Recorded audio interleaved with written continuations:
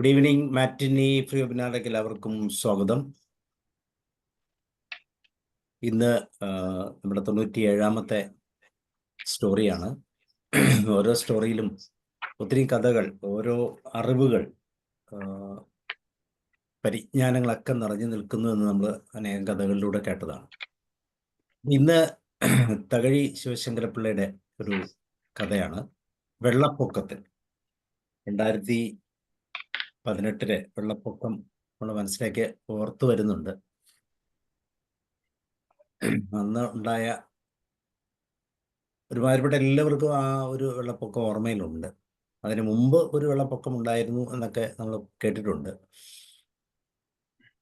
ഏകദേശം ആ വെള്ളപ്പൊക്കം പോലെ ഒരു വെള്ളപ്പൊക്കം, അത് ഒരു കുടുംബത്തിന്. കേൾക്കുന്നില്ലേ? കേൾക്കുന്നില്ല, സൗണ്ട് കുറവാണ് എൻ്റെ. ആ യോഷ് സാറിന്റെ എന്തോ കുഴപ്പമാണ്, നോക്കിയാണ്.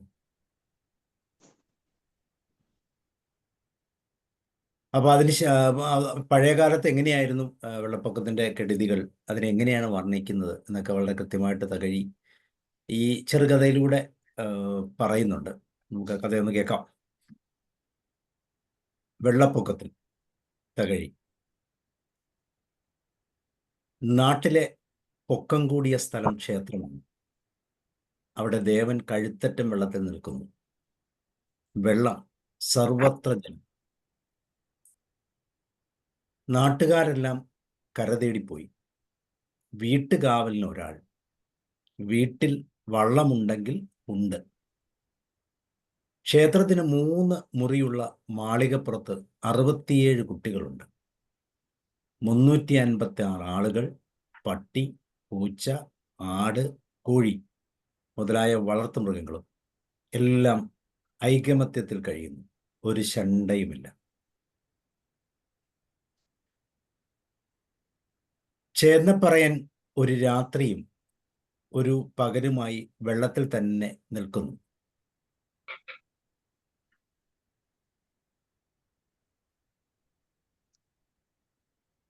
അവന് വള്ളമില്ല. അവന്റെ തമ്പുരാൻ മുന്നായി പ്രാണനും കൊണ്ട് കരപറ്റിയിട്ട് ആദ്യം പുരയ്ക്കകത്തേക്ക് വെള്ളം എത്തി നോക്കി തുടങ്ങിയപ്പോഴേ മടലും കമ്പും കൊണ്ട് തട്ടും പരണും കെട്ടിയിരുന്നു. വെള്ളം പെട്ടെന്നിറങ്ങുമെന്ന് കരുതി 2 ദിവസം അതിൽ കുത്തിയിരുന്നു. അവിടെ നിന്നും പോയാൽ അവയെല്ലാം ആണുങ്ങൾ കൊണ്ടുപോവുകയും ചെയ്യും.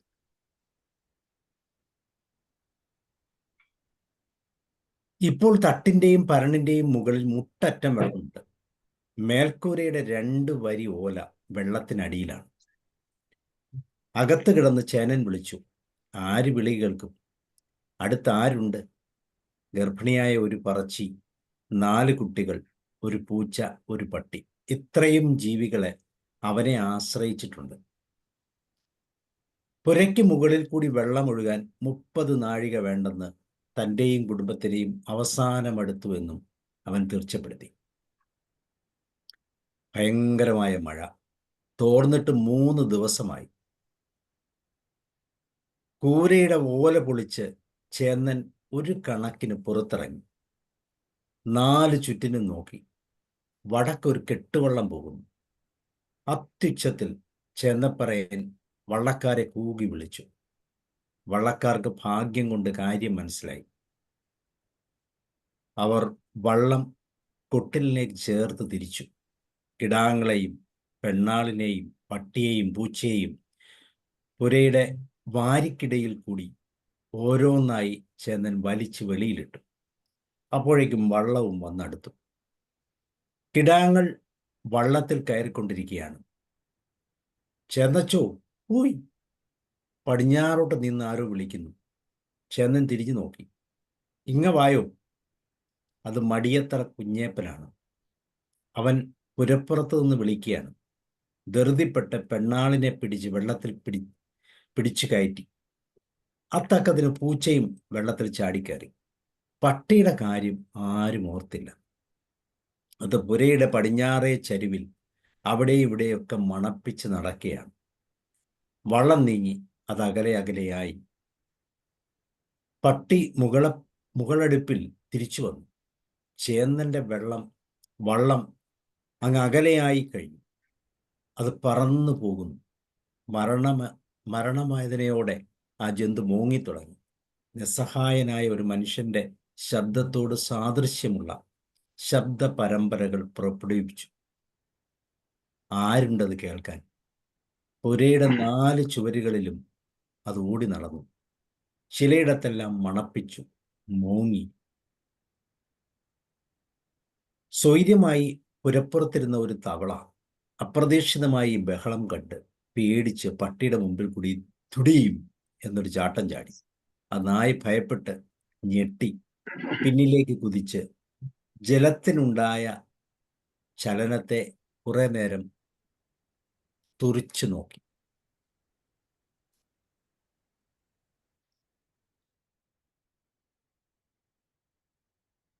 ആഹാരം തേടിയാവാം ആ മൃഗം അവിടെയും ഇവിടെയും ഒക്കെ ചെന്ന് കാണിക്കുന്നത്. ഒരു തവള അവൻ്റെ നാസാരന്ധത്തിൽ മൂത്രം വിസർജിച്ച് വെള്ളത്തിലേക്ക് ചാടിക്കളഞ്ഞു. അസ്വസ്ഥനായി നായ ചീറ്റി, തുമ്മി, തല അറഞ്ഞു ചീറ്റി, മുൻകാലുകൾ കൊണ്ട് മോന്ത തുളച്ചു. ഭയങ്കരമായ പേമാരി വീണ്ടും ആരംഭിച്ചു. കൂനിക്കൂടി കുത്തിയിരുന്ന് ആ പട്ടി അത് സഹിച്ചു. അതിൻ്റെ യജമാനൻ അമ്പഴപ്പുഴ പറ്റിക്കഴിഞ്ഞു. രാത്രിയായി. ഒരു ഉഗ്രനായ നക്രം ജലത്തിൽ പകുതി ആണ്ട് കിടക്കുന്ന ആ കടലിനെ ഉരസിക്കൊണ്ട് മന്ദം മന്ദം ഒഴുകിപ്പോയി. ഭയാക്രാന്തനായി വാൽ താഴ്ത്തിക്കൊണ്ട് നായി കുരച്ചു. നക്രം യാതൊന്നും അറിയാത്ത ഭാഗത്തിൽ അങ്ങ് ഒഴുകിപ്പോയി. മുകളെടുപ്പിൽ കുത്തിയിരുന്ന് ആ ക്ഷുൽപീഡിതനായ മൃഗം കാർമേഘാവൃതമായ അന്ധകാരഭീകരമായ അന്തരീക്ഷത്തെ നോക്കി മൂങ്ങി.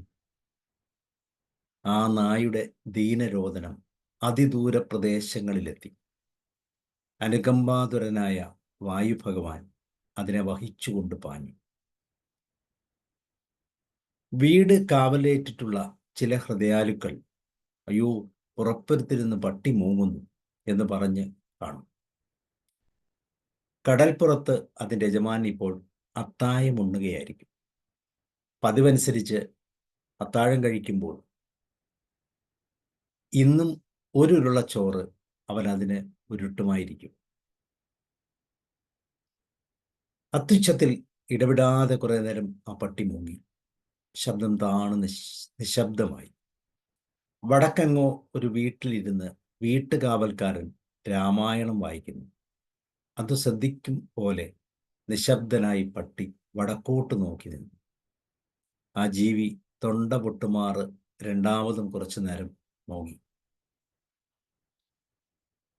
ആ നിശീദിനിയുടെ നിശേഷ നിശബ്ദതയിൽ ശ്രുതിമധുരമായ രാമായണം വായന ഒരിക്കൽ കൂടി എങ്ങും പരന്നൊഴുകി.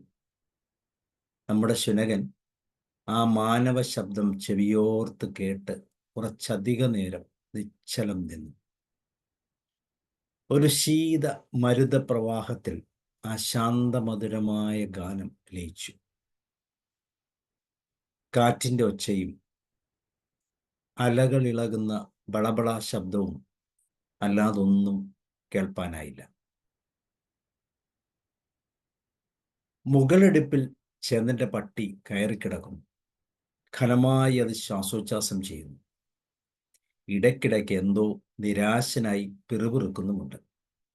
അവിടെ ഒരു മീൻ തുടിച്ചു. ചാടി എണീറ്റ് നായ കുരച്ചു. മറ്റൊരിടത്ത് തവള ചാടി. അസ്വസ്ഥനായി നായി മുറുപുറുത്തു. പ്രഭാതമായി. താണസ്വരത്തിൽ അത് മൂങ്ങിത്തുടങ്ങി. ഹൃദയ ദ്രവീകരണ സമൃദ്ധമായ ഒരു രാഗം വിസ്തരിച്ചു തുടങ്ങി. തവളകൾ അവനെ തുറിച്ചു നോക്കി. ജലത്തിൽ നിന്ന് ചാടി ഉപരിതലത്തിൽ കൂടി തെന്നി തെന്നി ചരിച്ചു താഴുന്നത് അവൻ നിർനിമേഷം നോക്കി നിന്നു.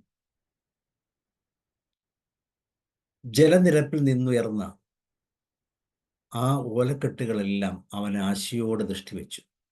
എല്ലാം വിജലമാണ്. ഒരിടത്തും തീ പുകയുന്നില്ല. ശരീരത്തിൽ കടിച്ചു സുഖിക്കുന്ന ഈച്ചകളെ പട്ടി കടിച്ച് കുറിക്കും. പിൻകാലുകൾ താടി കൂടെ പിൻതാലുകളാൽ താടി കൂടെ കൂടെ ചൊറിഞ്ഞ് ഈച്ചയെ പായിക്കും. അല്പനേരം സൂര്യൻ തെളിഞ്ഞു. ആ ഇളവെയിലിൽ അവൻ കിടന്നു മയങ്ങി. മന്ദാനിലിൽ ഇളകുന്ന വാഴയുടെ ഛായ പുരപ്പുറത്തങ്ങനെ ചലിച്ചുകൊണ്ടിരുന്നു. അവൻ ചാടി എഴുന്നേറ്റൊന്ന് കുരച്ചു. കാട് കയറി സൂര്യൻ മറഞ്ഞു. നാടെല്ലാം വീണ്ടും ഇരുണ്ടു. കാറ്റ് അലകളെ പോലെ ഇളക്കി. ജലപ്പരപ്പിൽ കൂടി ജന്തുക്കളുടെ ശവശരീരങ്ങൾ ഒഴുകിപ്പോകുന്നു. ഓളങ്ങൾ ഇളകി കുതിച്ചൊഴുകുന്നു. സ്വച്ഛന്തം അവ എങ്ങും സഞ്ചരിക്കുന്നു. ഭയപ്പെടാതെ നടക്കുന്നു. അതിനെല്ലാം കൊതിയോടെ നോക്കി നമ്മുടെ നായ മുറുമുറുത്തു. അങ്ങ് അകലെ ഒരു ചെറുവള്ളം ദ്രുതഗതിയിൽ പോകുന്നു. അവൻ എഴുന്നേറ്റ് നിന്ന് വാലാട്ടി. ആ വഞ്ചിയുടെ ഗതിയെ സൂക്ഷിച്ചു. അതങ്ങ് തൈക്കൂട്ടത്തിൽ മറഞ്ഞു. മഴ ചാറിത്തുടങ്ങി. പിൻകാലുകൾ മടക്കി നിലത്തൂന്നി കുത്തിയിരുന്ന് ആ നായ നാലുപാടും നോക്കി. അവൻ്റെ കണ്ണുകളിൽ ആരെയും കരയിക്കുന്ന നിസ്സഹായ സ്ഥിതി പ്രതിഫലിച്ചിരുന്നു. മഴ തോർന്നു. വടക്കേ വീട്ടിൽ നിന്ന് ഒരു ചെറുവള്ളം വന്ന് തെങ്ങിൻ ചുവട്ടിലടുത്തു. നമ്മുടെ നായ വാലാട്ടി കോട്ടുവായിട്ട് മുറുമുറുത്തു. വള്ളക്കാരൻ തെങ്ങിൽ കയറി കരിക്കടർത്തിക്കൊണ്ട് താഴെ ഇറങ്ങി. അയാൾ വള്ളത്തിൽ വെച്ച് തന്നെ കരിക്ക് തുളച്ച് കുടിച്ചിട്ട് തുഴയെടുത്ത് തുഴഞ്ഞുപോയി. അകലെയുള്ള വൃക്ഷക്കൊമ്പിൽ നിന്നൊരു കാകൻ പറന്നു വന്ന് ഒരു ഊക്കൻ പോത്തിൻ്റെ അഴുകിയൊഴുകുന്ന ശരീരത്തിൽ വീണു. ചേതൻ്റെ പട്ടി കൊതിയോടെ കുരയ്ക്കവേ കാക്ക ആരെയും പൂസാതെ മാംസം കൊത്തി വലിച്ചു തിന്ന് തൃപ്തയായി. അത് പറന്നകന്നു. ഒരു പച്ചക്കിളി പുരക്കടുത്ത് നിൽക്കുന്ന വാഴയിലയിൽ വന്നിരുന്നു. ചിലച്ചു. പട്ടി അസ്വസ്ഥനായി കുരച്ചു. ആ പക്ഷിയും പറന്നുപോയി. മലവെള്ളത്തിൽപ്പെട്ട് ഒഴുകി വന്ന ഒരു എറുമ്പിൻ കൂട് ആ പുരപ്പുറത്തടിഞ്ഞു. അവർ രക്ഷപ്പെട്ടു. ഭോജ്യ സാധനമാണെന്ന് വിചാരിച്ചിട്ടാവാം നമ്മുടെ നായ അവയ്ക്കുമ്മ കൊടുത്തു. ചീറ്റി തുമ്മി അതിൻ്റെ മൃദുലമായ മോന്ത ചുമന്നു തടിച്ചു. ഉച്ചതിരിഞ്ഞ് ഒരു ചെറുവള്ളത്തിൽ രണ്ടുപേർ ആ വഴി വന്നു. പട്ടി നന്ദിയോടെ കുരച്ചു.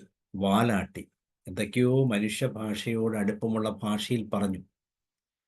അത് ജലത്തിൽ ഇറങ്ങി വെള്ളത്തിൽ ചാടാൻ തയ്യാറായി നിന്നു. ദേ ഒരു പട്ടി നിൽക്കുന്നു, ഒരുവൻ പറഞ്ഞു. അയാളുടെ അനുകമ്പ മനസ്സിലായ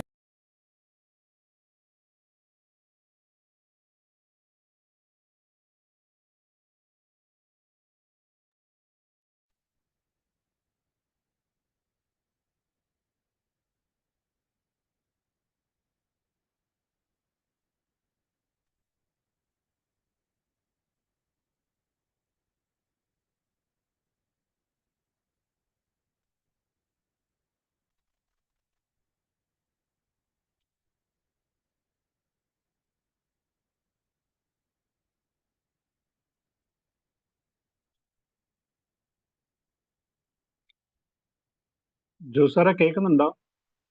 ഇല്ലല്ലോ. ആരുടെ സിസ്റ്റവും വെള്ളത്തിൽ പോയെന്ന് തോന്നുന്നു. കേൾക്കാമല്ലോ അല്ലേ? കേൾക്കുന്നില്ല. ഇപ്പൊ ഞാൻ കേൾക്കാൻ പറ്റുന്നില്ല. കേൾക്കാവോ? ഇപ്പൊ ഇപ്പം കേൾക്കാം കേൾക്കാവോ? സാറേ. ഇപ്പം കേൾക്കാം. ഇപ്പൊ കേൾക്കാം. കേൾക്കാം. നെറ്റ് പോയതാ. ഇല്ല സാറിന്റെ മൊബൈല് വെള്ളത്തിൽ പോയോന്ന് ചോദിച്ചു. അതെ പോയി. നെറ്റ് ഡിസ്കണക്ട് ആയി. ആ വള്ളം വരുന്ന പോലെ അതൊന്നും തുടങ്ങും സാറേ. പറയാം ഒരു സെക്കൻഡ്.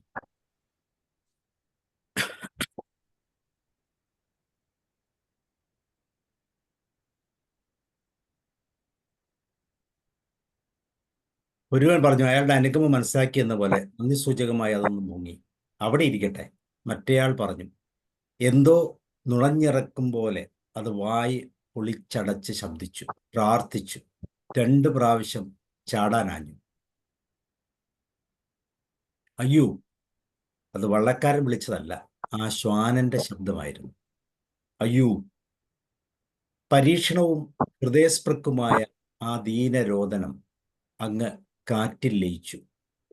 വീണ്ടും അലകളുടെ ഒടുങ്ങാത്ത ശബ്ദം. ആരും പിന്നീട് തിരിഞ്ഞു നോക്കിയില്ല. ആ നിലയ്ക്ക് പട്ടി വള്ളം മറയുന്നവരെ നിന്നു. ലോകാന്ത്യ യാത്ര പറയും പോലെ മുറുമുറുത്തുകൊണ്ട് പുരപ്പുറത്ത് കയറി. ഇനി ഒരിക്കലും മനുഷ്യനെ സ്നേഹിക്കുകയില്ല എന്നത് പറയുകയാവാം. കുറെ പച്ചവെള്ളം നക്കി കുടിച്ചു. ആ സാധു മൃഗം മുകളിൽ കൂടി പറന്ന് പോകുന്ന പറവകളെ നോക്കി. അലകളിൽ കൂടി ഇളകിക്കളിച്ച് ഒരു നീർക്കോലി പാഞ്ഞെടുത്തു. നായി ചാടി പുരപ്പുറത്ത് കയറി. ചേന്തനും കുടുംബവും പുറത്തേക്കിറങ്ങിയ പഴുതിലൂടെ ആ നീർക്കോലി അകത്തേക്ക് ഇഴഞ്ഞു. ആ പട്ടി ആ ദ്വാരത്തിൽ കൂടി അകത്തേക്ക് എത്തി നോക്കി. ക്രൂരനായി തീർന്ന് അത് കുരച്ചു തുടങ്ങി. പിന്നീട് നായ പിറുപിറുത്തു. ജീവഭയവും വിശപ്പും അതിൽ നിറഞ്ഞിരിക്കുന്നു. ഏത് ഭാഷക്കാരനും ഏത് ചൊവ്വാഗ്രഹവാസിക്കും ആശയം മനസ്സിലാകും. അത്ര സർവവിദിതമായ ഭാഷ. രാത്രിയായി. ഭയങ്കര കൊടുങ്കാറ്റും മഴയും വീണ്ടും തുടങ്ങി. മേൽക്കൂര അലയടിയേറ്റ് ആടി ഉലഞ്ഞു. 2 പ്രാവശ്യം ആ നായ ഉരുണ്ട് താഴെ വീഴാൻ തുടങ്ങി. ഒരു നീണ്ട തല ജലത്തിന് മീതെ ഉയർന്നു. അതൊരു മുതലയായിരുന്നു.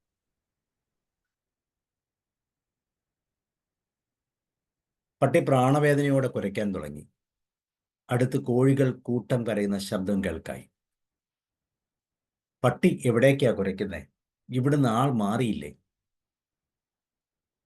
പടറ്റി വാഴയുടെ ചുവട്ടിൽ വൈക്കോൽ, തേങ്ങ, വാഴക്കുല ഇവ കൊണ്ട് നിറച്ചൊരു വള്ളമെടുത്തു. പട്ടി വള്ളക്കാരുടെ നേരെ തിരിഞ്ഞു നിന്ന് കുര തുടങ്ങി. കോപിഷ്ഠനായി വാൽ ഉയർത്തിക്കൊണ്ട് ജലത്തിനരികെ നിന്ന് കുരച്ചു തുടങ്ങി. വള്ളത്തിലൊരുവൻ വാഴയിൽ കയറി. കൂവേ, പട്ടി ചാടുമെന്നാ തോന്നുന്നേ. പട്ടി മുന്നോട്ട് ഒരു ചാട്ടം ചാടി. വാഴയിൽ കയറിയവൻ ഉരുണ്ടു പിടിച്ച് വെള്ളത്തിൽ വീണു. മറ്റേയാൾ അവനെ പിടിച്ച് വള്ളത്തിൽ കയറ്റി. പട്ടി ആ സമയം കൊണ്ട് നീന്തി പുരപ്പുറത്തെത്തി ശരീരം കുടഞ്ഞ് കോപിഷ്ഠനായി കുര തുടർന്നു.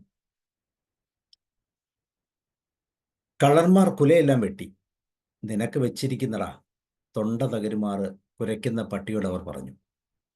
പിന്നീട് അവർ വൈക്കോൽ മുഴുവൻ വള്ളത്തിലാക്കി. അവസാനത്തിൽ ഒരുവൻ പുരപ്പുറത്ത് കയറി. അവൻ്റെ കാലിൽ പട്ടി കടിയും കൂടി. ഒരു വാ മാംസം പട്ടിക്ക് കിട്ടി. അയാൾ അയ്യോ എന്ന് കരഞ്ഞുകൊണ്ട് ചാടി വള്ളത്തിൽ കയറി. വള്ളത്തിൽ നിന്ന ആൾ കഴുക്കോല് വെച്ച് പട്ടിയുടെ പള്ളക്ക് അടി കൊടുത്തു. മാവ് മാവ്. സ്വരം ക്രമേണ താണ് വെറും അശക്തമായ മൂളലിൽ പര്യവസാനിച്ചു. പട്ടി കടിയേറ്റയാൾ വള്ളത്തിൽ നിന്ന് കരഞ്ഞു. മിണ്ടാതിരിയടാ വല്ലോരും എന്ന് മറ്റേയാൾ സമാധാനം പറഞ്ഞു. അവർ അങ്ങ് പോയി. ഒട്ടധിക നേരം കഴിഞ്ഞ് പട്ടി വള്ളം പോയ സ്ഥലം നോക്കി ഉഗ്രമായി കുരച്ചു. പാതിരയോടടുത്തു. ഒരു വലിയ ചത്ത പശു ഒഴുകി വന്നു പുരയിലടിഞ്ഞു. പട്ടി മുകളപ്പെടുപ്പിൽ നിന്ന് അത് നോക്കി നിൽക്കുകയാണ്. താഴേക്കിറങ്ങിയില്ല. ആ ശവശരീരം മന്ദം മന്ദം മാറുന്നു. പട്ടി മുറുമുറുത്തു. ഓല മാന്തി കീറി വാലാട്ടി. പട്ടി പിടികിട്ടാൻ മട്ടിൽ അല്പം അകലാൻ അത് തുടങ്ങവേ പതുക്കെ പതുക്കെ പട്ടി താഴെ ഇറങ്ങി കടിയിട്ടു. വലിച്ചടിപ്പിച്ച് തൃപ്തിയോടെ തിന്നു തുടങ്ങി. കൊടിയ വിശപ്പിന് ആവോളം ആഹാരം. ഒരടി. പട്ടിയെ കാണുവാനില്ല. അത് കുതിച്ച് താഴിട്ട് പശു അതങ്ങൊഴുകിപ്പോയി. അപ്പോൾ മുതൽ കൊടുങ്കാറ്റിൻ്റെ അലർച്ച, തവളകളുടെ തുടിപ്പും അലകളുടെ ശബ്ദവും അല്ലാതൊന്നും കേൾപ്പാനില്ല. അവിടെ എല്ലാം നിശബ്ദം. ഹൃദയമുള്ള വീട്ടുകാവൽക്കാരൻ പട്ടിയുടെ നിസ്സഹായ സ്ഥിതി വെളിപ്പെടുന്ന മോങ്ങൽ പിന്നീട് കേട്ടിട്ടില്ല. അഴുകിച്ചീഞ്ഞ ശവശരീരങ്ങൾ ആ ജലപ്പരപ്പിൽ അവിടെ ഇവിടെ ഒഴുകിപ്പോയി. കാക്ക ചിലതിലിരുന്നു കൊത്തി തിന്നുന്നുമുണ്ട്. അതിൻ്റെ സ്വൈര്യതയെ ഒരു ശബ്ദവും ഭഞ്ജിച്ചില്ല. കള്ളന്മാർക്കും അവരുടെ വൃത്തിക്കും വിഘാതമുണ്ടായില്ല. എല്ലാം ശൂന്യം.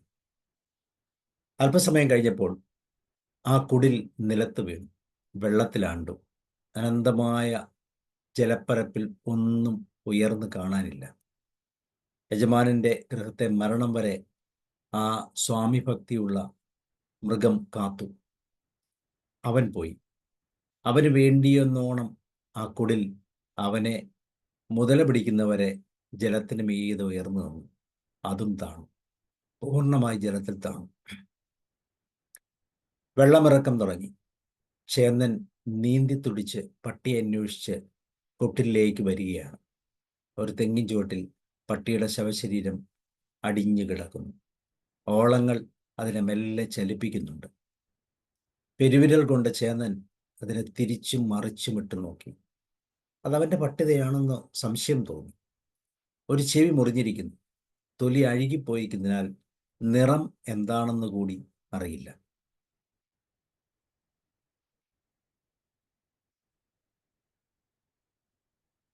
സോ ഇതാണ് വെള്ളപ്പൊക്കത്തിൽ എന്ന കഥ.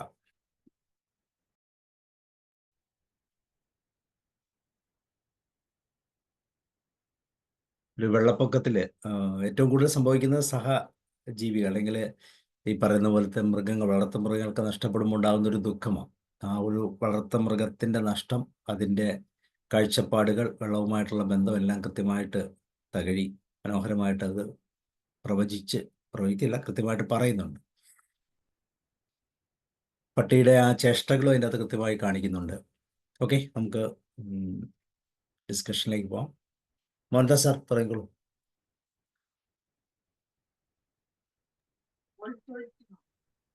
അയാളുടെ ഈ കഥ കേട്ടിട്ടില്ല സാർ, ആദ്യമായിട്ടാണ്. ബാക്കി വലുതൊക്കെ വായിച്ചിട്ടുണ്ടായിരുന്നുണ്ട്. ഇത് വളരെ, ഇത് ഏത് കാലഘട്ടത്തിലാണെന്ന് അറിയിച്ചത്? ഇത് എഴുതിയ അദ്ദേഹത്തിന്റെ കാലഘട്ടം തുടക്കകാലത്ത് എഴുതിയ ഒരു കഥയാണ് അത്. വളരെ നന്നായിട്ട് എന്താ പറയുക, സൂക്ഷ്മതയോടുകൂടി എല്ലാം പ്രയോഗിച്ചിട്ട് ഒന്നുപോലും അതിനെ ഒഴിവാക്കാതെ നല്ല നിരീക്ഷണത്തിൽ എഴുതിയൊരു കഥയാണ്.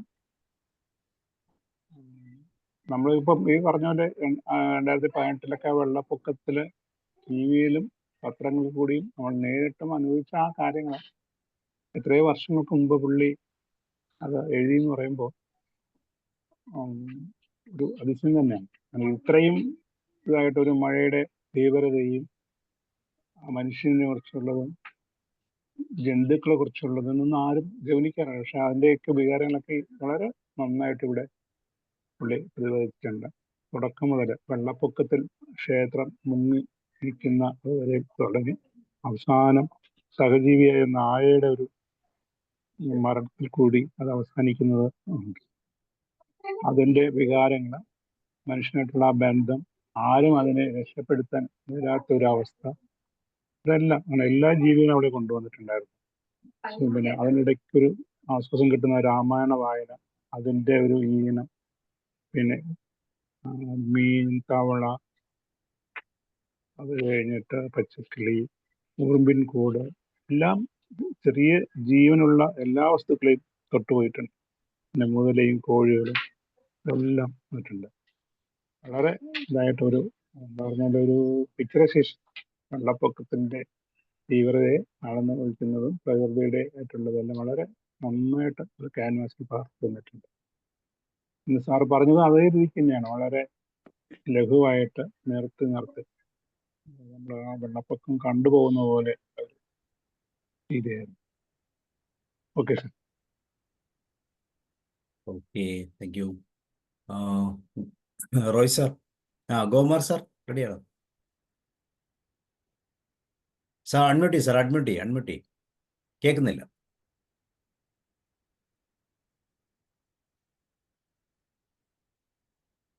അൺമ്യൂട്ട് ആവുന്നില്ല. എന്നാ റോയ് സാർ പറഞ്ഞു.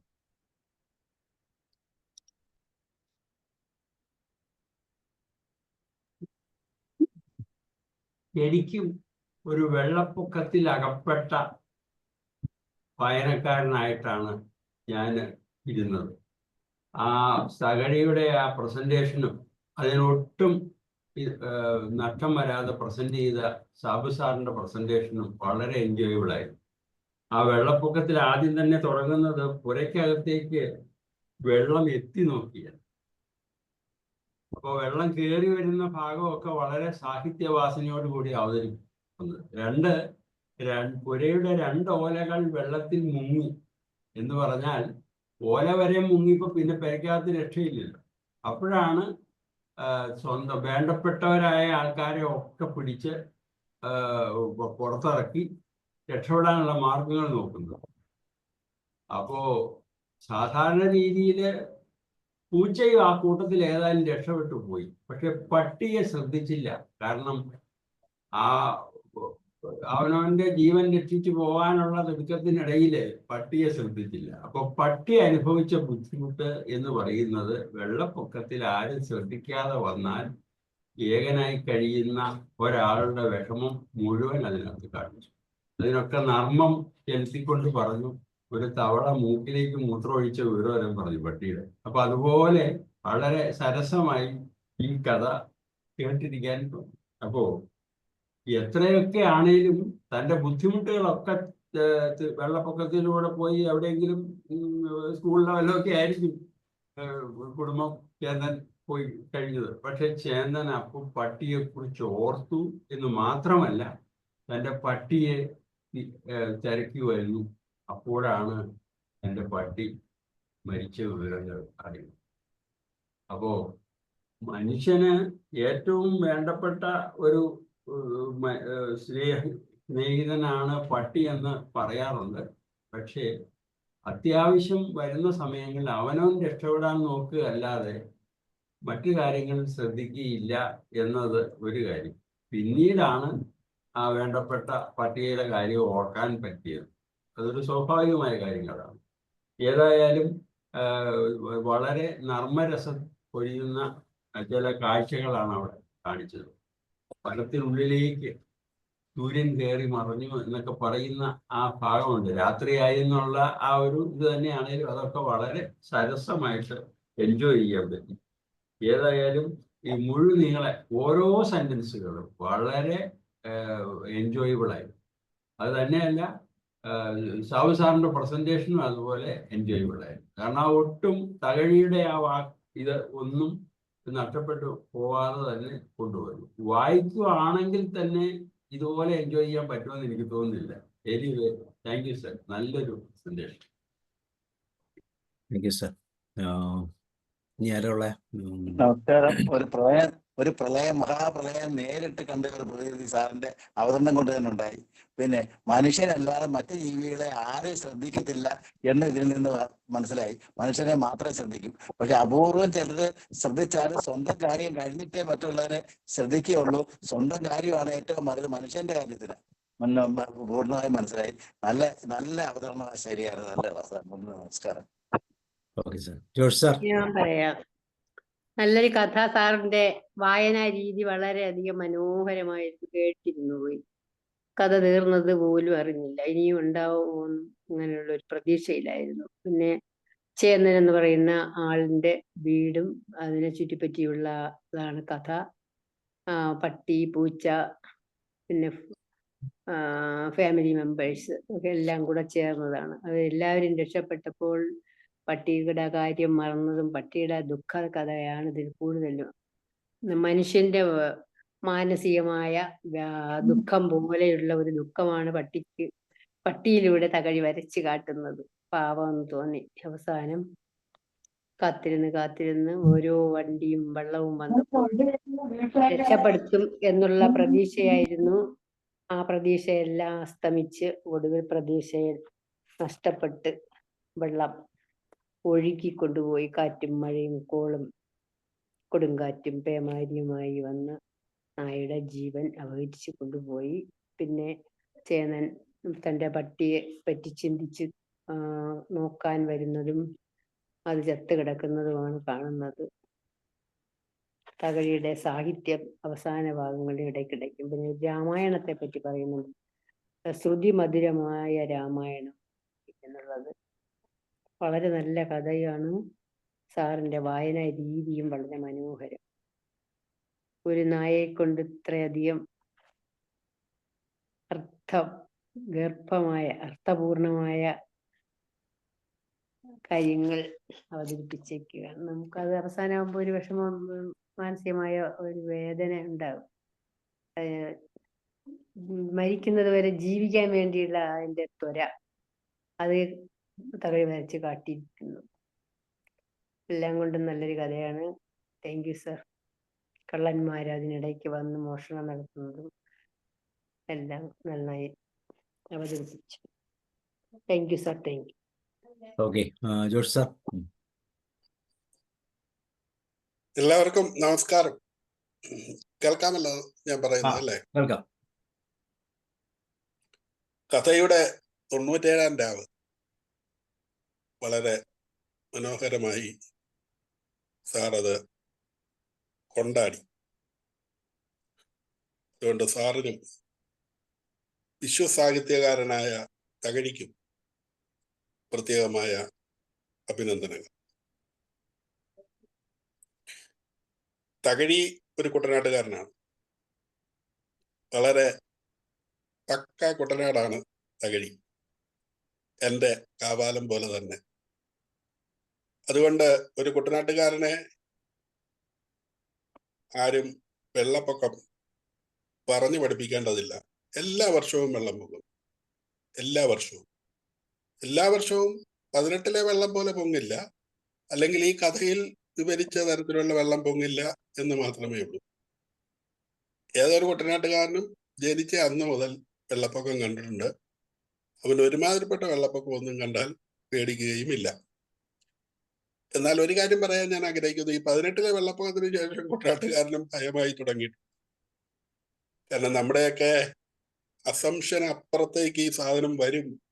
മറ്റേത് നമുക്കറിയാം, ഇത് ഇത്ര വന്നു, നാളെ കൂടെ ചിലപ്പോൾ മഴ പെയ്യും, ഇറങ്ങും, അല്ലെ ഇച്ചിരൂടെ വരുമായിരിക്കും, ഇങ്ങനെയൊക്കെ വിചാരിക്കുന്ന ഒരു ഘട്ടത്തിൽ നിന്ന് 18 മാറ്റിക്കുറിച്ചു. അപ്പോൾ ഇവിടെ നമ്മൾ കഥയിലേക്ക് വരുമ്പോൾ, ഈ കഥ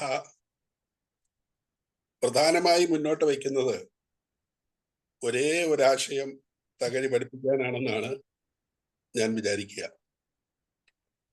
നിർണായക നിമിഷത്തിൽ നമ്മൾ ആനയാണ്, കൂനയാണ്, മറ്റതാണ്, മറിച്ചതാണെന്നൊക്കെ പറയുന്ന ആളുകൾ ഉണ്ടാകാൻ സാധ്യത കുറവാണ്. ഞാൻ ഇത് ഓരോരുത്തർക്കും കേൾക്കുമ്പോൾ അവരവരുടെ ജീവിതത്തിലെ ഏതെങ്കിലും ഒരു നിർണായക ഘട്ടം, വെള്ളപ്പൊക്കം വേണമെന്നില്ല, അന്ന് വേണ്ടപ്പെട്ടവരോ ആരെങ്കിലുമോ സഹായിക്കാതെ വന്നതിന്റെ കയ്പുനീര് ആരെങ്കിലും കുടിച്ചിട്ടുണ്ടെങ്കിൽ അവർക്ക് ഈ കഥയുമായി അതിനെ ചേർത്ത് വയ്ക്കാം. ഇവിടെ വെള്ളപ്പൊക്കവും പട്ടിയും കള്ളനും ശവവും ഒക്കെ വളരെ കഥാപാത്രങ്ങൾ ഒരു സാഹിത്യകാരൻ ആ ആശയം നമ്മുടെ മുമ്പിൽ കൊണ്ടുവരാൻ വേണ്ടി അവതരിപ്പിക്കുന്നതാണ്.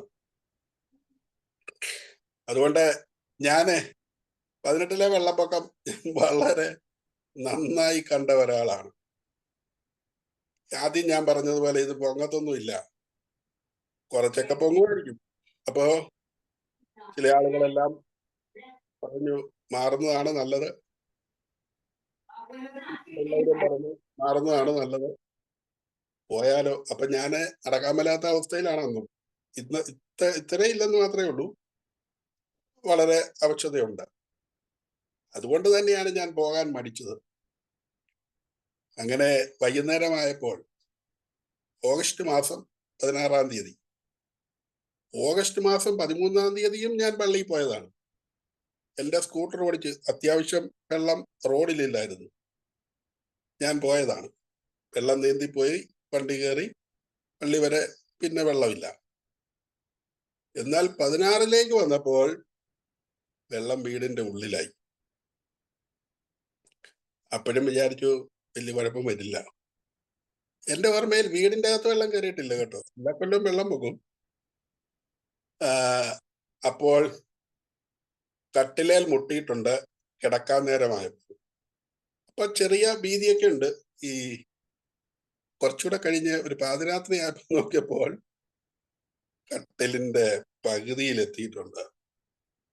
നേരം വെളുത്തപ്പോൾ ഇത് നമ്മുടെ മേലത്തെ ക്രാസിയുടെ അടുത്ത് വരെ എത്തി. അപകടമാണെന്ന് മനസ്സിലായി. ഇനിയും പോയേ പറ്റൂ എന്നുള്ള ഒരു ചിന്തയിലായി. അപ്പൊ ധാരാളം ഈ പറയുന്ന സന്നദ്ധ പ്രവർത്തകരൊക്കെ പ്രവർത്തിക്കുന്നുണ്ട്. അവരൊക്കെ ഓരോരുത്തരെ അങ്ങോട്ടും ഇങ്ങോട്ടും കൊണ്ടുപോകും. പക്ഷെ ആകെപ്പാടെ കുറച്ച് വെള്ളമേ ഉള്ളൂ. എല്ലാ മനുഷ്യരും ഒരേ സ്ഥാനത്തെ ഫേസ് ചെയ്യുക. അവസാനം വരെ പിടിച്ചു നിന്നയാള്. ബോട്ട് ഗതാഗതം നിന്നു, പബ്ലിക് ഗതാഗതം ഒക്കെ നിന്നു. ഇനി രക്ഷപ്പെടാൻ ഒരു മാർഗമില്ല. അങ്ങനെ ഏതായാലും ഒരു വള്ളത്തെ കയറി. ഒരു വള്ളത്തെ നമ്മുടെ ചെറുപ്പക്കാരെല്ലാം കൂടി വന്ന് എന്നെ ഏതായാലും ഒരു വള്ളത്തെ കയറ്റി. ഞങ്ങളുടെ ബോട്ട് കെട്ടിയിടം വരെ ഒന്നും ചെല്ലാൻ പറ്റില്ല. അവിടെ ഈ നെഞ്ചോളം വെള്ളമുണ്ട്.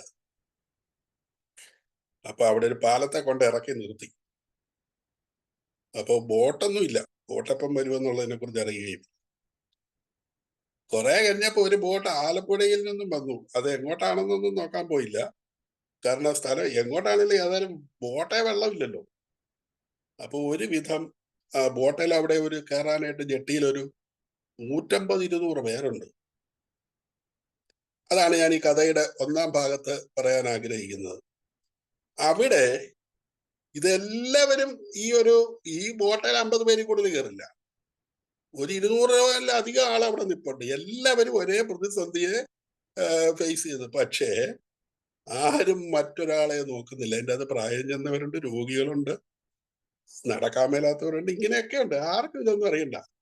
ചവിട്ടി കൊള്ളിച്ച് ഇതാർക്ക് ഇടിച്ചു കയറാവുന്നവര് ഇടിച്ചു കയറാനുള്ള വ്യഗ്രത അവിടെ കാണുന്നു. അതാണ് ഈ കഥയിൽ കാണുന്ന ഒരു സംഗതി. നമ്മുടെ സ്നേഹിതരും ബന്ധുക്കളും മിത്രങ്ങളും ഒക്കെ ഉണ്ട് അതിൻ്റെ അകത്ത്. അങ്ങനെയാണ് മനുഷ്യന്റെ ഒരു സ്വഭാവം.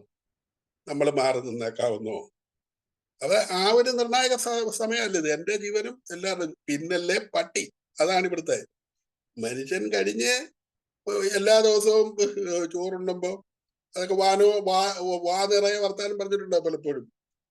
ഞാൻ കഴിക്കുമ്പോൾ അതിനോട് ഒരു ഉരുള കൊടുക്കും, എന്റെ കൂടെ ഇരിക്കുമെന്നൊക്കെ പറഞ്ഞ് വലിയ മഹത്വമൊക്കെ പറഞ്ഞ ആളാണ്. പക്ഷെ നിർണായക നിമിഷം വന്നപ്പോൾ പട്ടിയെ മറന്നുപോയി. ഇത് തന്നെയാണ് സംഭവിക്കുക. അപ്പോൾ ഇത്തരം കാര്യങ്ങൾ ലോകത്തില് സംഭവിക്കാം. ഇങ്ങനെയുള്ള അവസരത്തിലും കള്ളന്മാർ അത് ഇവിടെ തന്നെ നടന്ന് ഞാൻ കണ്ടതാണ്, കേട്ടതാണ്, മനസ്സിലാക്കിയതാണ്. പല ആളുകളും ഇവിടുന്ന് എല്ലാവരും വിട്ടുപോയി. 100% പേരും വിട്ടുപോകേണ്ടി വന്നു. 100% എന്ന് പറയുമ്പോൾ ചെറിയൊരു വ്യത്യാസമുണ്ട്. ഒരു 5-6 പേര്, 5-6 പുരുഷന്മാര് അവര് പോകാതെ ഇവിടെ നിന്നു. ഭയങ്കര പുള്ളികളാണ് അവര്. അവന്മാരെന്ത് ചെയ്തു? ഈ നാട്ടിലുള്ള എല്ലാ വീട്ടിലെയും കോഴി, ആട് ഇതിനെയെല്ലാം പിടിച്ച് മുറിച്ച് ഈ കറി വെച്ച് തിന്നു കളഞ്ഞു. അതാണ് സംഭവിച്ച മറ്റൊരു കാര്യം.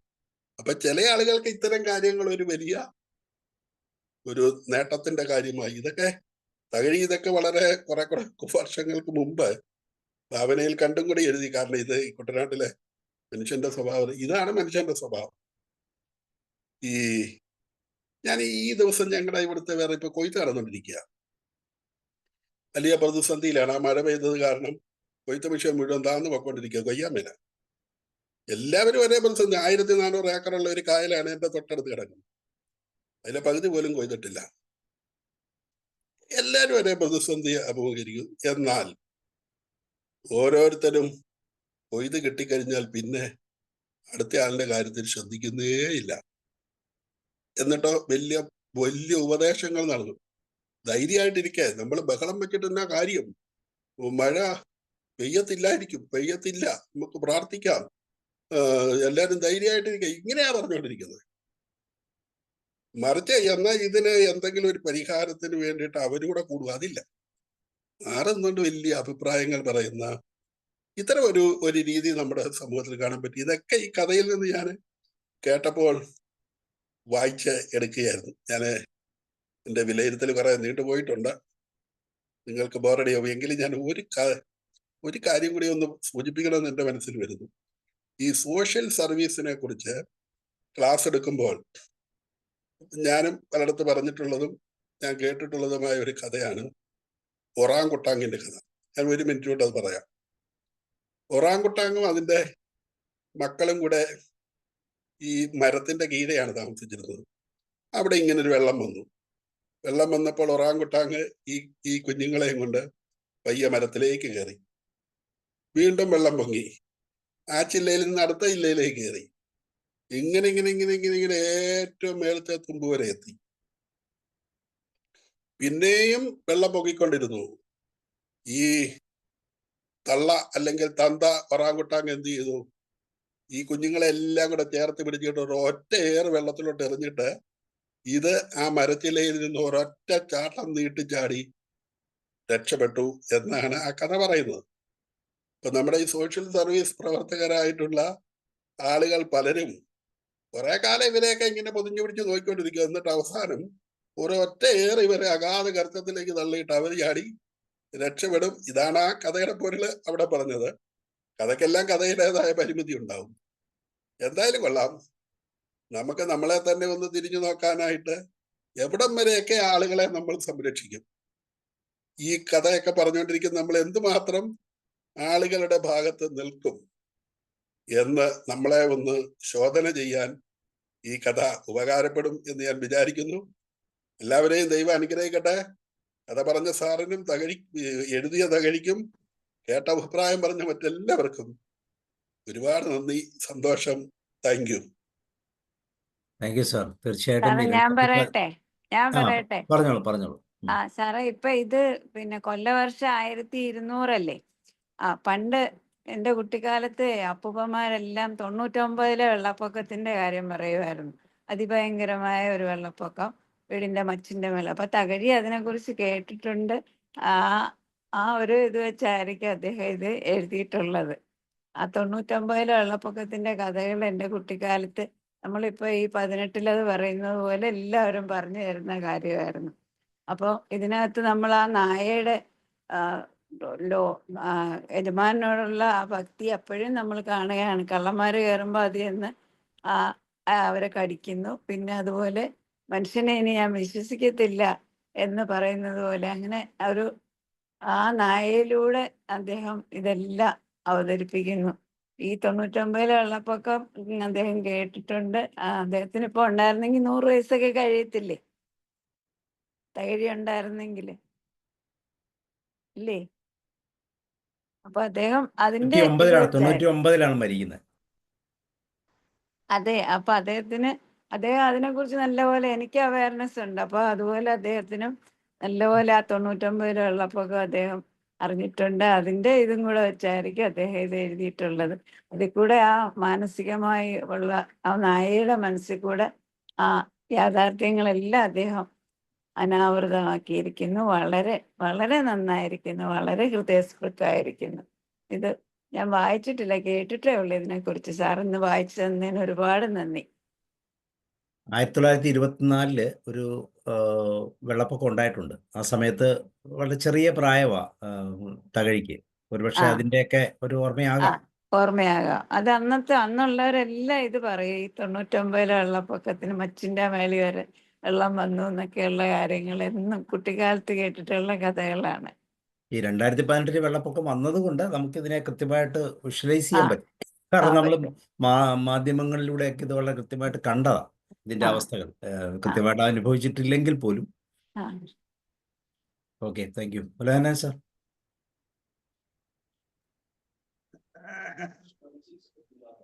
കഥ കേട്ടു. നറേഷനാണ് എനിക്ക് ഏറ്റവും ഇഷ്ടപ്പെട്ടത്.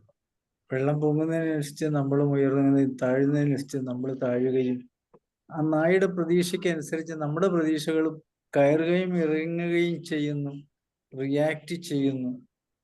ഇത് ഭംഗിയായി തകഴി നമ്മുടെ മുമ്പിൽ വരച്ചു വെച്ചു എന്നുള്ളത് സന്തോഷം. സാറ് കഥ പറയണമെന്ന് എന്നോട് പറഞ്ഞിരുന്നു. എൻ്റെ കണ്ണിന്റെ പ്രശ്നം കൊണ്ട് ഞാൻ അവോയ്ഡ് ചെയ്തതാണ്. സാറിന്റെ പെർമിഷൻ ഉണ്ടെങ്കിൽ 3-4 മിനിറ്റ് കൊണ്ട് ഒരു കൊച്ചു കഥ ഇപ്പോ ഞാൻ അവതരിപ്പിക്കാം. തീർച്ചയായും പറഞ്ഞോളൂ. ജീവിക്കാൻ വേണ്ടി, ഇത് ആരെഴുതിയതെന്നൊന്നും എനിക്കറിയില്ല. ജീവിക്കാൻ വേണ്ടി പണം ചെലവഴിക്കുന്നവരും പണം ചെലവഴിക്കാൻ വേണ്ടി ജീവിക്കുന്നവരും, അതാണ് കഥയുടെ പേര്. നഗരത്തിലെ കുടുംബത്തിലെ ഭാര്യയും ഭർത്താവും, അവരെ സഹായിക്കാൻ ഒരു സ്ത്രീയും. ആ സ്ത്രീയുടെ മകളുടെ വീട്ടില് ഉത്സവം വരികയാണ്. അപ്പൊ ആ സ്ത്രീ അവരോട് ചോദിച്ചു, അല്പം പൈസ തന്നാല് ഞാൻ വീട്ടിലോട്ട് പോവുകയാണ്. ഭർത്താവ് പറഞ്ഞു, ഞങ്ങളുടെ ഉത്സവം വരട്ടെ, അപ്പോൾ പൈസ തരാം. പക്ഷെ ഭാര്യ ഒരല്പനേരം നിശബ്ദയായി നിന്നിട്ട് ചോദിച്ചു, ചേട്ടാ, എനിക്ക് പിസ വാങ്ങാൻ ഇന്ന് തന്ന 500 രൂപ ഞാൻ ആ സ്ത്രീക്ക് കൊടുത്തോട്ടെ. മനസ്സില്ലാ മനസ്സോടെ ഞാൻ സമ്മതിച്ചു. ആ സ്ത്രീ അകത്തേക്ക് പോയി. ആ ഉടമസ്ഥ അകത്തേക്ക് പോയി. ആ സ്ത്രീ പ്രതീക്ഷയോടെ അവിടെ നിൽക്കുകയാണ്. അവരുടെ കണ്ണുകൾ ആ ഉത്സവത്തിന്റെ ലഹരിയിലാണ്. കൊണ്ടുവന്ന് കൊടുത്ത 500 രൂപ വാങ്ങി മടിക്കുത്തിൽ വെച്ച് അവർ പതുക്കെ വീട്ടിലേക്ക് പോയി. 2 ദിവസം കഴിഞ്ഞ് അവർ ഏറ്റവും സന്തോഷവതിയായി തിരിച്ചു വരികയാണ്. അപ്പോൾ ഉടമസ്ഥൻ ചോദിച്ചു, എങ്ങനെ, ഉത്സവമൊക്കെ അടിച്ചു പൊളിച്ചോ? അവരുടെ കണ്ണിൽ നിന്ന് സന്തോഷത്തിന്റെ അശ്രുജാര പുറത്തേക്ക് വന്നു. അവര് പറഞ്ഞു, ഓ, എല്ലാ കൊല്ലത്തിനേക്കാൾ നല്ല രീതിയിലാണ് ഞങ്ങൾ ആഘോഷിച്ചത്. അപ്പോൾ ആ വീട്ടുടമസ്ഥന് ഒരു ആകാംക്ഷ, ഇവരെങ്ങനെയാണ് ആ 500 രൂപ ചെലവ് ചെയ്ത് ഉത്സവം ആഘോഷിച്ചത്? ആ സ്ത്രീ പറഞ്ഞു, എൻ്റെ വീട്, ഭർത്താവും പേരക്കുട്ടികളും ഒക്കെ അടങ്ങുന്ന ദരിദ്രമായൊരു കുടുംബമാണ്. ഞാൻ വീട്ടിലേക്ക് പോകുമ്പോൾ ആദ്യത്തെ എൻ്റെ ഭർത്താവിന് വേണ്ടി മരുന്നുകളാണ് വാങ്ങിയത്. 100 രൂപയ്ക്ക് ഞാൻ മരുന്ന് വാങ്ങി. അവിടെ എൻ്റെ ഇളയ കുട്ടിയുണ്ട്. ആ കുട്ടിക്ക് വേണ്ടി 175 രൂപ കൊടുത്ത് ഒരു ഉടുപ്പ് വാങ്ങി. മധുരം നുണയാൻ പ്രായമുള്ള കുട്ടികൾ അവർക്കുണ്ട്. അവർക്ക് വേണ്ടി കുറച്ച് മിഠായിയും വാങ്ങി. പിന്നീട് ഞാൻ മുന്നോട്ട് പോയി. എൻ്റെ മകളുടെ കുട്ടി സ്കൂളിൽ പോകുന്ന കുട്ടിയാണ്. അവൾക്ക് കുറച്ച് കുപ്പിവളകളും ഒരു ഉടുപ്പും പ്രത്യേകമായി വാങ്ങിവെച്ചു. മിച്ചമുണ്ടായിരുന്ന കുറച്ച് പൈസക്ക് ആ ഉത്സവപ്പറമ്പിൽ നിന്ന് കുറച്ച് മധുരപലഹാരങ്ങളും വാങ്ങി. അവസാനം 50 രൂപ എൻ്റെ കയ്യിൽ മിച്ചമുണ്ടായിരുന്നു. ആ മിച്ചമുണ്ടായിരുന്ന 50 രൂപ തിരിച്ചു വരുന്ന വഴിക്ക് എന്നേക്കാൾ അവശയായ ഒരു പാവപ്പെട്ട മനുഷ്യന് ഞാൻ ദാനം നൽകി. അതാണ് ഞാൻ ഈശ്വരന് വേണ്ടി ക്ഷേത്രത്തിൽ ഇടുന്നതിന് പകരം ദാനമായി ആ 50 രൂപ കൊടുത്തു. ചെലവ് തീർന്നു. ചെലവിൻ്റെ കണക്കുകൾ നിരത്തിക്കഴിഞ്ഞു. എല്ലാവരും നിശബ്ദരായിരിക്കുമ്പോൾ ആ 500 രൂപ എടുത്തു കൊടുത്ത ആ സ്ത്രീ, ഭാര്യ, പറഞ്ഞു, നോക്കൂ, 8 കഷ്ണങ്ങളായി കിട്ടുന്ന പിസയുടെ വില 500 രൂപയാണ്. നാം 2 പേരുകൂടെ തിന്നു തീർക്കുമ്പോൾ 500 രൂപ തീർന്നു. അതിൻ്റെ സന്തോഷമാണ് നാം അനുഭവിക്കുക. എന്നാൽ 500 രൂപ കൊണ്ട് ഒരു കുടുംബത്തിന്റെ ഉത്സവം, ഒരു കുടുംബം ഉത്സവമാക്കി മാറ്റിയ ആ അവസ്ഥയാണ് മനുഷ്യ ജീവിതം അറിയേണ്ടത്. ഇവിടെ പണം ചെലവഴിക്കാൻ വേണ്ടി ചെലവഴിക്കുന്നവരും ജീവിക്കാൻ വേണ്ടി ചെലവഴിക്കുന്നവരും. എൻ്റെ കഥ ഇവിടെ അവസാനിക്കുകയാണ്. നന്ദി, നമസ്കാരം സർ. Thank you sir. മനോഹരമായ കഥ. യഥാർത്ഥ ആവശ്യങ്ങളുടെ മുമ്പിൽ അല്ലെ എങ്ങനെയാണ് നമ്മൾ നമ്മളെ തന്നെ മാറ്റിയെടുക്കുന്നത് എന്നുള്ളതാണ്. ഓക്കെ, ഇനി ആരെങ്കിലും പറയാനുണ്ടോ? ഓമന ടീച്ചർ. ഞാൻ പറഞ്ഞോട്ടെ സാറേ? വിൻസെന്റ് സാർ പറയും. ഞാൻ പറഞ്ഞോട്ടെ? പറയും. സാറേ, ഈ കഥ ഞാൻ സാറിന്റെ വാഴ വെട്ടണ പറഞ്ഞില്ലേ, ആ സമയം തൊട്ടാണ് ഞാൻ കേൾക്കാൻ തുടങ്ങിയത്. സത്യം പറയാം, ഞാൻ നാട്ടിൽ പെട്ടിന്ന് വന്നേ ഉള്ളൂ. കുറച്ച് കാര്യങ്ങളൊക്കെ മേടിക്കാൻ അതൊക്കെ കഴിഞ്ഞപ്പോഴും തുടങ്ങി കഴിഞ്ഞു. അപ്പം ആ സമയത്താണ് ഇത് കേട്ടത്. ഈ കഥയിൽ 2 കാര്യങ്ങളാണ് എനിക്ക് അറിയാൻ കഴിഞ്ഞത്. നമ്മുടെ ഇവിടെ പറഞ്ഞ മിക്കവരും പ്രളയത്തെക്കുറിച്ചും പ്രളയം കൊണ്ട് അനുഭവിക്കേണ്ടി വരുന്ന ദുരിതത്തെക്കുറിച്ചും ഒക്കെയാണ് പറഞ്ഞത്. പക്ഷെ എനിക്ക് അതിൽ വേറൊരു വശം കൂടെ, എൻ്റെ പേഴ്സണൽ എക്സ്പീരിയൻസ് കൊണ്ട് എനിക്ക് പറയാൻ പറ്റുന്നത്, ഞാൻ പ്രളയം കണ്ടിട്ടില്ല. ഞാൻ കൊച്ചിക്കാരനാണ്. കൊച്ചിയിലൊക്കെ ആണെങ്കിലും ഞാൻ അവിടെ ജീവിക്കാത്തത് കൊണ്ടും അതുകൊണ്ട് എനിക്ക് പ്രളയത്തെക്കുറിച്ചൊന്നും വലിയ വിവരമില്ല. ഞാൻ പാലക്കാട് സൈഡിലാണ് ഞാൻ ജനിച്ചു വളർന്നതൊക്കെ. അത് കഴിഞ്ഞ് ഞാൻ ജംഷഡ്പൂർ പോയി, അവിടെയാണ് ജോലി ചെയ്യുന്നത്. പിന്നെ വന്നു ഇപ്പോൾ ബാംഗ്ലൂരിലാണ് താമസിക്കുന്നത്. അതുകൊണ്ട് എനിക്ക് അത്ര അറിയില്ല. പക്ഷെ ഞാൻ പറയണത് വേറൊരു വശമാണ്. വേറൊരു വശം വെച്ചിട്ടുണ്ടെങ്കിൽ, ആ ഒരു നായ പട്ടി എന്നൊക്കെ പറയാനായിട്ട് എനിക്ക് മടിയാണ്. കാരണം എൻ്റെ മോള് പ്രത്യേകം പറഞ്ഞിട്ടുണ്ട്, അങ്ങനെ വിളിക്കരുത്. ഡോഗി എന്ന് പറഞ്ഞ പറയാം. ഇംഗ്ലീഷിൽ പറഞ്ഞാലും അർത്ഥം ഒന്നാണ്. പക്ഷെ പട്ടി എന്ന് പറയുമ്പോൾ അവൾക്ക് ഇഷ്ടമല്ല, ഞങ്ങളും പറയാറില്ല. അതുകൊണ്ട് എനിക്ക് പറയാനായിട്ടൊരു ചെറിയൊരു വൈമനസ്സുണ്ടായിരുന്നു പറയാനായിട്ട്. പക്ഷെ എനിവേ, അതിൻ്റെ വശത്തെ കൂടെ, അതിൻ്റെ മനസ്സിൽ കൂടെ നടന്നിരുന്ന കാര്യങ്ങളാണ് ഞാൻ ചിന്തിക്കാനുള്ള പ്രധാന കാരണം. ഞാൻ ജംഷഡ്പൂരിലായിരുന്ന സമയത്ത് 2010 ഡിസംബറിൽ ഒരു കുട്ടിയെ എനിക്ക് കിട്ടി, ലാബ്രഡോർ. ഞാൻ മേടിച്ചു. അപ്പോൾ ഈ ക്രിസ്മസ് സമയത്ത്, അതായത് 20-ാം തീയതി മറ്റാണെന്ന് തോന്നുന്നു എൻ്റെ ഡേറ്റ് ഓഫ് ബർത്ത്. അപ്പം ക്രിസ്റ്റി എന്നാണ് പേരിട്ട എൻ്റെ. അതിൻ്റെ പേര് ക്രിസ്റ്റി എന്നായിരുന്നു. അത് കഴിഞ്ഞ് 2015 ഏതാണ്ട് മിഡിലായപ്പോൾ ഞാൻ ജംഷഡ്പൂർ വിട്ട് നാട്ടിലേക്ക് വന്നു, റിട്ടയർ ആയിട്ട്. ആ സമയത്ത് ഇതിനെ കൊണ്ടുവരാൻ വേണ്ടി മാത്രം ഞാൻ എൻ്റെ കാറിൽ ഇതിനെയും കൊണ്ടുവന്നു, ഈ ലാബ്രഡോറിനെ ഇവിടെ കൊണ്ടുവന്നു. അതിനെ ഞാനും വൈഫും ഉണ്ടായിരുന്നു. അതിനിടയ്ക്ക് എൻ്റെ മോളുടെ കല്യാണം 2014 കഴിഞ്ഞു. 2015 അവൾ പ്രസവിച്ചു, കുഞ്ഞുണ്ടായി. അപ്പോൾ ആ സമയത്ത് അങ്ങനെ പോക്കും വരവും ഒക്കെ ഞാൻ ഇതിനെ നോക്കാൻ വേണ്ടി മാത്രം ഞാൻ ഇവിടെ നിന്നു. ആ സമയത്തൊക്കെ എൻ്റെ വൈഫ് പറയുമായിരുന്നു, എനിക്ക് 2 പെൺകുട്ടികളുണ്ടായിരുന്നു. അവരെ നോക്കാൻ പോലും, അവരുടെ അപ്പി പോലും ഞാൻ കഴുകാത്ത ഞാൻ ഇതിൻ്റെ ക്രിസ്റ്റിയുടെ എല്ലാ കാര്യങ്ങളും ഞാൻ നോക്കിയിരുന്നു. പക്ഷെ ഞാൻ ചെയ്ത തെറ്റ്, നമ്മുടെ സ്നേഹം കൂടുമ്പോൾ നമുക്ക് അറിയണം. എനിക്ക് അറിഞ്ഞുകൂടായിരുന്നു ഈ ഡോഗ് കെയറിങ് എങ്ങനെയാണ് ചെയ്യേണ്ടതെന്ന്, അവർക്ക് ഫുഡ് കൊടുക്കുന്നത് എങ്ങനെയാണ്, അവരുടെ ഫുഡിൻ്റെ പല റുട്ടീൻസ് ഒക്കെ ഉണ്ട്. ഞാൻ കാലത്ത് ഞാൻ മുട്ട കഴിക്കുമ്പോൾ അതിന് കൊടുക്കും. പിന്നെ തോന്നുമ്പോഴൊക്കെ തീറ്റ കൊടുത്ത് അത് ലാബ്രഡോർ ആകുമ്പോൾ ഒന്നും കൂടെ വണ്ണം വെച്ച് അതിന് പല അസുഖങ്ങളൊക്കെ ഉണ്ടായി. പക്ഷെ എന്നാലും ഞാൻ അതിനെ ഇത് പൊക്കിക്കൊണ്ടൊക്കെ പോയിട്ട് ഞാൻ ഹോസ്പിറ്റലിൽ കൊണ്ടുപോയിട്ട്, തൃപ്പൂണിത്തറയിലൊക്കെ കൊണ്ടുപോയി, പെറ്റ് ഹോസ്പിറ്റലൊക്കെ.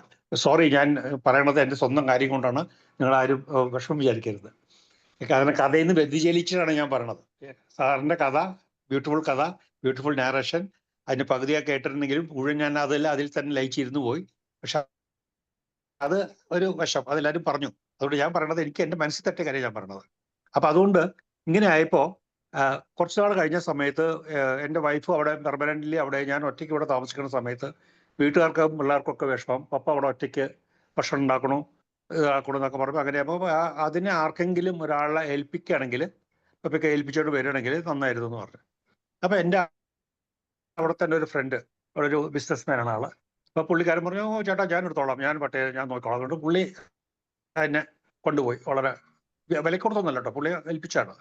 പുള്ളി എന്നെ കൊണ്ടുപോയി കഴിഞ്ഞപ്പോൾ പുള്ളിയുടെ മോനുണ്ടായിരുന്നു. മോൻ അതിനിടയ്ക്കൂടെ കാനഡയിൽ പോയപ്പോൾ പുള്ളി പറഞ്ഞു, എൻ്റെ ബിസിനസ്സും ഈ പട്ടിയെ നോക്കലും കൂടെ എനിക്ക് ഒന്നിച്ചു നോക്കാൻ കൊണ്ട് പറ്റുന്നില്ല, ഞാൻ വേറൊരാളെ ഏൽപ്പിക്കാം. അങ്ങനെ ഞാനും ഇയാളും എൻ്റെ വേറൊരു സുഹൃത്തും കൂടെ ഈ ക്രിസ്റ്റിയും കൊണ്ട് ഞങ്ങൾ കുറച്ച് ദൂരം മാറിയിട്ട്, എൻ്റെ സ്ഥലം കോതമംഗലം പോണ വഴിക്ക് മണ്ണൂർ എന്നുള്ള സ്ഥലമാണ്, അവിടെയാണ് പോയത്. അവിടെ കൊണ്ടുപോയി ഇതിനെ കൊണ്ട് ആക്കിയപ്പോൾ അവിടത്തെ അറ്റ്മോസ്ഫിയർ എനിക്ക് ഇഷ്ടപ്പെട്ടില്ല. കാരണം ഞങ്ങൾ ഇതിനെ മോളെ പോലെയാണ് കരുതിയിരുന്നത്. എൻ്റെ മോള് വരുമ്പോൾ പറയും, എടീ പപ്പയെ വിളിച്ചോണ്ട് പോകാന്ന് പറഞ്ഞു. അത് ഞാൻ എവിടെയെങ്കിലും ഉണ്ടെങ്കിൽ എൻ്റെ അടുത്ത് വന്നിട്ട് എന്നെ വിളിച്ചു. അത്രയ്ക്ക് ഇതാണ്, എന്നെ പപ്പ എന്നുള്ള മട്ടിലാണ് കരുതിയിരുന്നത്. അപ്പൊ അതുപോലെ സ്വന്തം മോളെ പോലെ കരുതിയിരുന്ന ആ ക്രിസ്റ്റിയെ എനിക്ക് എൻ്റെ നിവൃത്തികേട് കൊണ്ട്, കാരണം എനിക്ക് ഒറ്റയ്ക്ക് അവിടെ താമസിക്കാൻ പറ്റില്ല, ഇതിന് നോക്കാൻ പറ്റില്ല, അതുകൊണ്ട് എനിക്ക് പോയേ പറ്റൂ എന്നുള്ള ഒരു സ്ഥിതി വന്നപ്പോൾ നല്ലൊരു സ്ഥലത്ത് കൊണ്ടാക്കാന്ന് പറഞ്ഞ് ഞാൻ പോയപ്പോൾ അവിടെ ചെല്ലുന്ന സമയത്ത് അവർ വലിയൊരു റബ്ബർ എസ്റ്റേറ്റ് ഒക്കെ ഉള്ള വലിയ ഒരു സെറ്റപ്പ് പാർട്ടിയാണ്. പക്ഷെ അയാൾ തനിച്ചും, അയാളുടെ ഭാര്യ ഒരു ടീച്ചറാണ്, ഇയാൾ ഒരു മാഷാണ്, മക്കള് പുറത്താണ്, വലിയ സ്ഥലമൊക്കെ ഉണ്ട്. അവിടെ അവരുടെ വീട്ടിൽ കില്ലപ്പട്ടികൾ, അവിടുത്തെ നാടൻ പട്ടികൾ കുറെ അവിടെ കടന്ന് വരുന്നുണ്ട്. ഞാൻ ചെന്ന സമയത്ത് ഈ പട്ടികളും ഒക്കെ കിടക്കുന്നത് ബഹളം, ഇതിനൊക്കെ കുരയ്ക്കണോ അതും കുരയ്ക്കണോ. എനിക്ക് അങ്ങോട്ട് കണ്ണിൽ വെള്ളം നിറഞ്ഞത്, എങ്ങനെ ഞാൻ ഇതിനിവിടെ ആക്കിയിട്ട് പോകും. പക്ഷെ നിവൃത്തിയില്ലാത്തതുകൊണ്ട് അവർ പറഞ്ഞില്ല, ചേട്ടാ ഞങ്ങൾ നാളെ മറ്റേതിനൊക്കെ മാറ്റിക്കോളാം, ഞങ്ങളിവിടെ ഗേറ്റ് കെട്ടിക്കോളാം, വേലി കെട്ടിക്കോളാം എന്നൊക്കെ പറഞ്ഞ് എന്നെ നിർബന്ധിച്ച് പറഞ്ഞു പിടിപ്പിച്ച് ഞാൻ അതിനെ അവിടെ ആക്കി ഞാൻ തിരിച്ച് വന്നപ്പോൾ സത്യം പറഞ്ഞാൽ എനിക്ക് എന്നെ കണ്ണു നിറഞ്ഞു. പക്ഷെ എനിക്ക് പിന്നെ പിറ്റേ ദിവസം ഞാൻ അന്വേഷിച്ചപ്പോൾ പറഞ്ഞു അവരൊക്കെ മാറ്റിയെന്നൊക്കെ പറഞ്ഞാലും ഞാൻ അതിൻ്റെ സത്യാവസ്ഥ അറിയാൻ ഞാൻ പോയിട്ടില്ല. സത്യം ഞാൻ പറഞ്ഞത്, സത്യാവസ്ഥ അതിൻ്റെ എങ്ങനെയാണ് ആ ക്രിസ്റ്റി എങ്ങനെ ജീവിച്ചു അവിടെ, എങ്ങനെയാ അതൊക്കെ. എന്നിട്ട് ഞാൻ ക്രിസ്റ്റി എനിക്ക് എഴുതണ പോലെ ഒരു കഥ ഞാൻ ഉണ്ടാക്കി. അതാണ് എനിക്ക് ഈ ഹൃദയസ്പൃശ്യായി തോന്നിയത്. ഈ പറഞ്ഞ ഇയാളുടെ ഈ നായയുടെ കാര്യം പറഞ്ഞപ്പോൾ അതുപോലെ തന്നെ എൻ്റെ ക്രിസ്റ്റി എനിക്കൊരു കഴുത്ത്, പപ്പ എന്നെ ഇവിടെ കൊണ്ട് വിട്ടു, എന്നെ ഇവർ എന്താ ചെയ്യണമെന്ന് വെച്ചാൽ അതിനെ പിന്നെ ഈ നമ്മുടെ നാട്ടിലൊക്കെ ഉണ്ടല്ലോ, ഒരു പെൺപെട്ടിയെ കിട്ടിക്കഴിഞ്ഞാൽ, ലാബ്രഡോർ കിട്ടിക്കഴിഞ്ഞാൽ അതിന് ഉടനെ തന്നെ ക്രോസ് ചെയ്യിപ്പിച്ച് കുട്ടികൾ ഉണ്ടാക്കി വിൽക്കണ ഒരു സ്വഭാവമുണ്ട്. ഞാനത് അത്രയും കാലം അവിടെ നിന്നിട്ട് പോലും ഞാൻ ചെയ്തിട്ടില്ല. പക്ഷെ അതൊക്കെ വെച്ചിട്ട് ഞാനൊരു കഥ ഉണ്ടാക്കി, ഞാൻ സ്വന്തം ഒരു കഥ എഴുതി, ഹൃദയസ്പൃശ്യ ഒരു കഥ. പക്ഷെ എനിക്കത് ഞാൻ ആദ്യമായിട്ട് എഴുതിയത് കാരണം അതിൽ പല തെറ്റുകളുണ്ടായത് കാരണം ഞാൻ പിന്നെ അത് വിട്ടു. ഞാനിപ്പോൾ അത് ആർക്കും അയച്ചും കൊടുത്തില്ല, ഞാൻ തന്നെ വായിച്ചിട്ട് കയറി കളഞ്ഞു.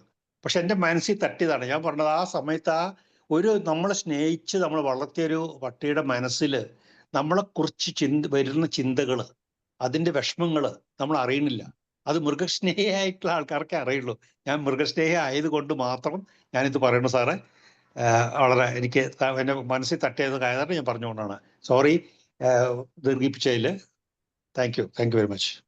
ഇതാണ് ഈ കഥയുടെ ഇഫക്റ്റ്. ഇതാണ് ഒരു കഥയിലൂടെയാണ് മറ്റൊരു മാനസികമായ ഒരു തലം ഡെവലപ്പ് ചെയ്ത് വരുന്നത് എന്നുള്ളതാണ്. അനിൽകുമാർ സാർ പറയും. Anyway thank you sir.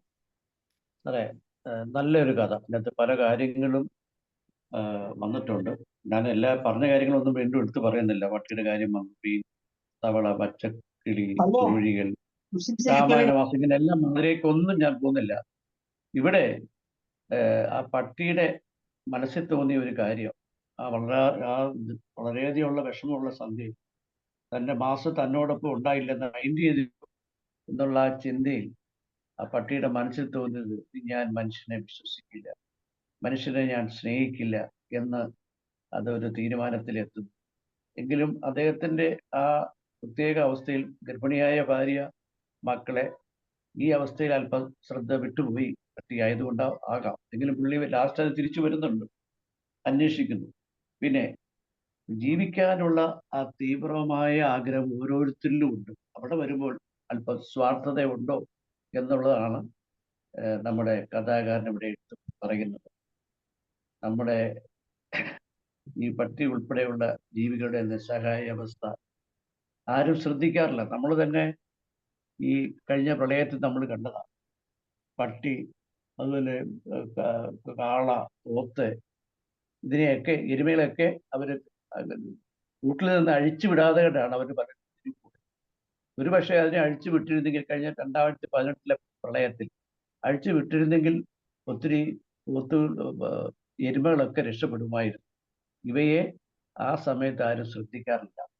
അപ്പൊ ഈ ഒരു കാര്യം അന്ന് അദ്ദേഹം മുന്നിലത് കണ്ട് അദ്ദേഹം ഇവിടെ എഴുതി വരച്ച് കാണിക്കുകയുണ്ട്. അപ്പൊ ഇത് പുള്ളി ഇവിടെ എടുത്തു പറയുന്നു. നമ്മൾ ഇങ്ങനെയുള്ള അവസ്ഥയിൽ ഈ ജീവികളെയും കുറിച്ച് ചിന്തിക്കണം എന്നുള്ള കാര്യം ഇവിടെ എടുത്തു പറയുകയാണ്. ശരി, ഇത്രയും പറഞ്ഞുകൊണ്ട് ഞാൻ നിർത്തുകയാണ്. 16 ടീച്ചർ. എല്ലാവരും ഒത്തിരി കാര്യങ്ങൾ പറഞ്ഞു. സാറിന്റെ അവതരണം ഭയങ്കര ഭംഗിയാണ്. അതിനു മുമ്പും നമ്മൾ പറഞ്ഞിട്ടുള്ളതാണ്. നമുക്കങ്ങനെ അവതരിപ്പിക്കാൻ പറ്റുന്നില്ലല്ലോ എന്നുള്ളൊരു വിഷമമുണ്ട്. പിന്നെ ഇപ്പൊ ഈ കഴിഞ്ഞ വെള്ളപ്പൊക്കം നമ്മളെല്ലാവരും കാണുകയും കേൾക്കുകയും അനുഭവിക്കുകയൊക്കെ ചെയ്തു. അപ്പോഴത്തേക്ക് ഒത്തിരി സൗകര്യങ്ങൾ നമുക്കുണ്ടായിരുന്നു. അപ്പൊ എന്നിട്ടും നമ്മൾ ഒത്തിരി ബുദ്ധിമുട്ടി, എല്ലാവരും ഒത്തിരി ബുദ്ധിമുട്ടി. ഇപ്പോഴത്തെ ആ സൗകര്യം വെച്ച് നോക്കുമ്പം ആ 99-ലെ വെള്ളപ്പൊക്കത്തിന് ആളുകൾ വെറുതെ നിന്ന് മരിച്ചുപോയി കാണുമല്ലോ എന്ന് ഞാനിങ്ങനെ ഓർക്കുക. അപ്പൊ പിന്നെ ഈ പട്ടിയുടെ ഒരു പട്ടിയുടെ കാര്യമൊന്നും അല്ലല്ലോ എന്ന് ചിലപ്പോൾ തോന്നും. അപ്പം അതുകൊണ്ടായിരിക്കും അങ്ങേര് ആ ഒരു പട്ടിയിലൂടെ അതൊന്ന് കാണിക്കാൻ ശ്രമിച്ചത്. ഇപ്പൊ ഇപ്പോഴത്തെ ഈ വെള്ളപ്പൊക്കത്തിന്റെ സമയത്ത് നമുക്ക് ഇല്ലാത്ത ഒരു സൗകര്യവും ഇല്ല. ഹെലികോപ്റ്ററിലൊക്കെ വന്ന് രക്ഷപ്പെടുത്തുന്ന ഒരു അവസ്ഥ ഉണ്ടായല്ലോ. അപ്പം എന്നിട്ട് പോലും ഒത്തിരി ബുദ്ധിമുട്ട് വന്നു. അപ്പം മനുഷ്യര്, നമ്മുടെ പുറകിലുള്ള പിൻതലമുറക്കാരൊക്കെ എന്തോരം ബുദ്ധിമുട്ടി. പക്ഷെ സുനാമിയൊക്കെ വരുന്നുണ്ട്.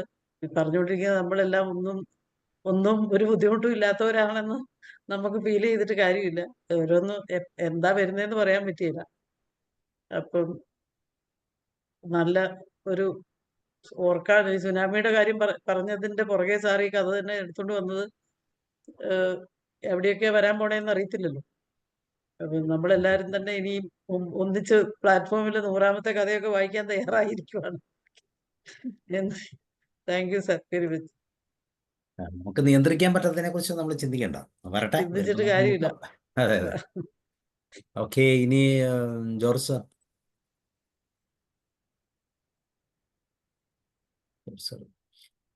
ഈ കഥയില് പ്രധാനമായിട്ട് നമുക്ക് ചിന്തിക്കാവുന്ന ഏറ്റവും പ്രധാനപ്പെട്ട ഒരു കാര്യം എന്ന് വെച്ചാൽ ജീവൻ എന്ന് പറയുന്ന ഒരു യാഥാർത്ഥ്യം തന്നെയാണ്. ജീവനിലേക്ക് അടുക്കുമ്പോൾ പലതിനെയും നമ്മൾ തട്ടിക്കളയും, അല്ലെ? അതാരാണെങ്കിലും പണക്കാരനോ പാവപ്പെട്ടവനോ മൃഗമോ മനുഷ്യനോ എന്നൊന്നും വ്യത്യാസമില്ല. എക്സിസ്റ്റൻസ് അതാണ് ഇമ്പോർട്ടൻറ്റ്. ആ സമയത്ത് ചിലതൊക്കെ നഷ്ടപ്പെട്ടു പോകുമ്പോൾ ഉണ്ടാകുന്ന ആ ബന്ധത്തിൻ്റെ തീവ്രതയാണ് ഇതിലൂടെ കൃത്യമായിട്ട് കാണുന്നത്. അതിൻ്റെ അകത്ത് തന്നെ നായ ചിന്തിക്കുന്ന ഒരു വാക്കുണ്ടല്ലോ, ഇനി ഒരിക്കലും മനുഷ്യനെ സ്നേഹിക്കുകയില്ല എന്ന് അത് പറയുന്നുണ്ടാവാം. ഇത്ര കാലം അതിനെ നോക്കി വളർത്തി അതിൻ്റെ റോളെന്ന് പറഞ്ഞാൽ മറ്റൊരു റോളാണ്, ഒരു സംരക്ഷകന്റെ റോളാണ്, ഒരു ഗാർഡിയൻ റോളാണ്. അപ്പം അതുകൊണ്ട് അതൊക്കെ നഷ്ടപ്പെട്ടു പോകുന്ന ഒരു കാര്യത്തെക്കുറിച്ചൊക്കെ ഇതിൻ്റെ അകത്ത് ചിന്തകൾ, എന്തൊക്കെ ഭാഗങ്ങളാണ്, എന്തൊക്കെ കാര്യങ്ങളാണ്. ചെറുതാണെങ്കിൽ പോലും പട്ടി 2 രീതിയിൽ നിൽപ്പ് പറയുന്നുണ്ട്. ഒന്ന് വാല് താത്തി സ്നേഹത്തോടെ നിൽക്കുന്നതും, അല്ലെങ്കിൽ പേടിച്ച് നിൽക്കുന്നതും. ഒരു നക്കം മറ്റേ മുതലേക്ക് പോകുമ്പോൾ വാലൊക്കെ താത്തി പേടിച്ച് കുരയ്ക്കുന്നതും, കള്ളന്മാർ വരുമ്പോൾ വാല് പൊക്കി ക്രൂധനായി നിൽക്കുന്നതും ഒക്കെ വളരെ കൃത്യമായിട്ട് അതിൻ്റെ അകത്ത് വിവരിക്കുന്നുണ്ട്. ജോർജ് സാറേ വന്നോ?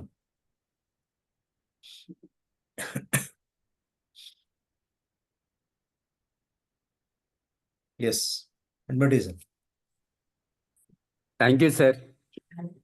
സാറേ, തകഴി അന്ന് ഭാവന കണ്ട് എഴുതിയതിനേക്കാളും ഗംഭീരമായി പോയിട്ടോ സാറിന്റെ പ്രസന്റേഷൻ, പറയാതെ വയ്യ. ഒരുപക്ഷെ 2018 മുമ്പാണ് നമ്മൾ ഈ കഥ കേൾക്കുന്നതെങ്കിൽ ഇത്രയും ഫീലിംഗ് തോന്നില്ല. 18 പ്രളയത്തിന്റെ ആ അനുഭവത്തിൽ കൂടിയാണ് ഇപ്പൊ എല്ലാവരും കാണുന്നത്. കാര്യം എൻ്റെ അമ്മയും പറയാറുണ്ട്, 99 വെള്ളം ഞാൻ കാണാൻ പോയിരുന്നു, 6 വയസ്സുള്ളപ്പോൾ അമ്മയുടെ കയ്യെ പിടിച്ചുകൊണ്ട് പോയി വെള്ളം കാണാൻ പോയെന്നൊക്കെ പറഞ്ഞു കേട്ടിട്ടുണ്ട്. 99 വെള്ളം വലിയ പ്രാധാന്യം അറിയിക്കുന്നതായിരുന്നു. പഴയ ഒത്തിരി കണക്കുകൾ പറയുന്നത് 99 വെള്ളമായിട്ട് ബന്ധപ്പെടുത്തിയ ചരിത്രത്തിന്റെ ഭാഗമായി. പക്ഷെ അത് ഈ തലമുറ 2018 വെള്ളപ്പൊക്കം തന്നെയാണ് അങ്ങനെ കണക്കാക്കുന്നത്.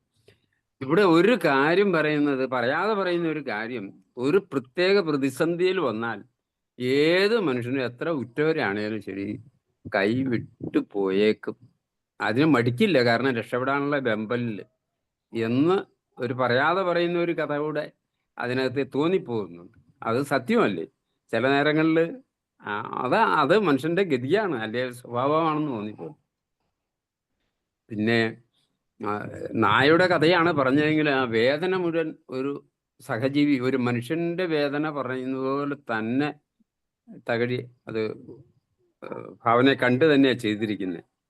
എന്തായാലും ഒരു നല്ല അനുഭവം, നല്ലൊരു പ്രസന്റേഷൻ. ഒത്തിരി അഭിനന്ദനം പറഞ്ഞു നിർത്തുന്നു സർ. Thank you. 1999 എന്ന് പറഞ്ഞാൽ 1924. അപ്പൊ അന്ന് തകഴിക്ക് 14 വയസ്സുണ്ട്. അപ്പൊ തകഴി അത് അനുഭവപ്പെട്ട ആളായിരിക്കും. പക്ഷെ അത് മൂന്നാർ പോലുള്ള സ്ഥലങ്ങളിലായിരുന്നു തോന്നുന്നു അതിന്റെ. പക്ഷെ അതിന്റെ ചിത്രം മാത്രമായിരിക്കും. അന്ന് ചിത്രം കാണുമ്പോൾ മൂന്നാറിൽ സ്റ്റേറ്റ് മേഖലകളെല്ലാം തകർന്നു എന്നൊക്കെ പറഞ്ഞ് തകർന്നുണ്ട്. പക്ഷെ നാട്ടില് വെള്ളപ്പൊക്കം ഒത്തിരി ഉണ്ട്. പക്ഷെ അതിന്റെ പടങ്ങളോ ചിത്രങ്ങളോ അതുവരെ കാണാത്ത ഒരു വെള്ളപ്പൊക്കം. അതാണ്. അപ്പോൾ 14 വയസ്സുള്ള തകഴിക്ക് ശരിക്കും മനസ്സിൽ കൃത്യമായിട്ട് കാണാൻ പറ്റുന്ന ഒരു വെള്ളപ്പൊക്കം തന്നെയാണത്. സാറേ, 99 വെള്ളപ്പൊക്കത്തിനെ ഞാൻ വായിച്ച് മനസ്സിലാക്കിയത്, ഈ 18 വെള്ളപ്പൊക്കത്തിന്റെ അത്രയും വെള്ളപ്പൊക്കം ഇല്ല 99. കാരണം ഈ 99 കുട്ടനാടും വളരെ താഴ്ന്ന പ്രദേശമാണ്. അപ്പോൾ ഇപ്പൊ കുറെ കൂടെയൊക്കെ കട്ടയും മണ്ണും കിഴക്കൻ മണ്ണും ഒക്കെ ഇറങ്ങി ഈ ഭൂമി കുറെ പൊങ്ങിയിട്ടുണ്ട്. പിന്നെ അന്നത്തെ 1924 ഈ വീടുകൾ എന്ന് പറഞ്ഞത് പാവപ്പെട്ടവന്റെ വീടെല്ലാം അടിത്തറയില്ലാത്ത ചെറ്റക്കുടിലാണ്. പിന്നെ വലിയ വീടെന്ന് പറയുന്നത് പോലും അന്ന് അടിത്തറയ്ക്ക് ഇത്രയും പൊക്കമൊന്നുമില്ല. കുഞ്ഞു വീടല്ലേ, നമ്മൾ കണ്ടിട്ടില്ല, നിലം പറ്റി കിടക്കുന്ന വീടും ഈ ചെറിയ വാതിലും ഒക്കെ ആയിട്ടുള്ളതാണ്. പലരുടെയും അതിന്റെ അകത്ത് വെള്ളം കയറി, അറയുടെ അകത്തും വെള്ളം കയറി എന്നുള്ളതാണ്. പക്ഷെ ഈ പറയുന്ന നമ്മളെ ഇപ്പൊ പറഞ്ഞില്ലേ, നമ്മുടെ വല്യമ്മ പറഞ്ഞിട്ടുണ്ട്, വല്യമ്മ അവരെല്ലാം ഇതൊക്കെ വീട്ടിൽ തന്നെ ഇരുന്ന് കാണുക ചെയ്തത്. അല്ലാതെ ഈ 18 പോലെ നാട്, ഈ കുട്ടനാട്ടിലെ ഈ പറയുന്ന മുഴുവൻ പഞ്ചായത്തില്, കാവാലം പഞ്ചായത്തിലെ ഉൾപ്പെടെ കാവാലം, കൈനകരി, പുളുങ്ങുന്നൊക്കെ ടോട്ടൽ ആളുകളും വിട്ടുപോകേണ്ടി വന്നു. ജീവിക്കാൻ പറ്റില്ലായിരുന്നു. അപ്പൊ ഞാൻ ഈ പലരും എടുത്തു പറഞ്ഞോണ്ടാ പറഞ്ഞത്, 99 വെള്ളപ്പൊക്കത്തേക്കാൾ വാട്ടർ ലെവൽ കുട്ടനാട്ടിൽ കൂടിയത് 2018 തന്നെയാണെന്നാണ് എല്ലാവരും പണ്ഡിതന്മാരൊക്കെ പറഞ്ഞതും. ഓക്കെ ഓക്കെ സാർ, അത് ശരിയായിരിക്കാം. കാരണം നമ്മൾ ഈ 18-ലെ വെള്ളപ്പൊക്കം എന്ന് പറയുന്നത് നമുക്ക് ദൃശ്യമാധ്യമങ്ങളിലൂടെയൊക്കെയാണ് നമ്മൾ കാണുന്നത്. പിന്നെ നമ്മൾ അല്ലാതെ എക്സ്പീരിയൻസ് ചെയ്തിട്ടുണ്ട്. ഉയർച്ച കൂടിയിട്ടുണ്ട്.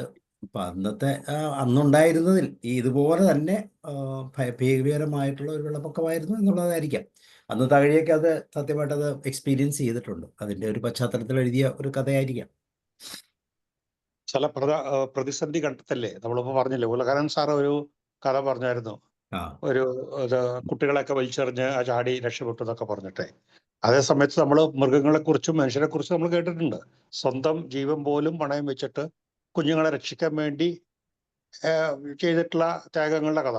ഈ ഇടയ്ക്കല്ല, കുറച്ച് മുമ്പായിട്ടൊക്കെ വന്നിരുന്നു ഈ ഒരു പക്ഷിയുടെ, അതിനെ നമ്മുടെ പട്ടാളക്കാർ തന്നെ അവിടെ പോയിട്ട് ഒരു കുളിച്ച് മാറ്റിയപ്പോൾ ഒരു പക്ഷി ഇങ്ങനെ ചിറക് വിരിച്ച് ഇരിക്കുകയാണ്.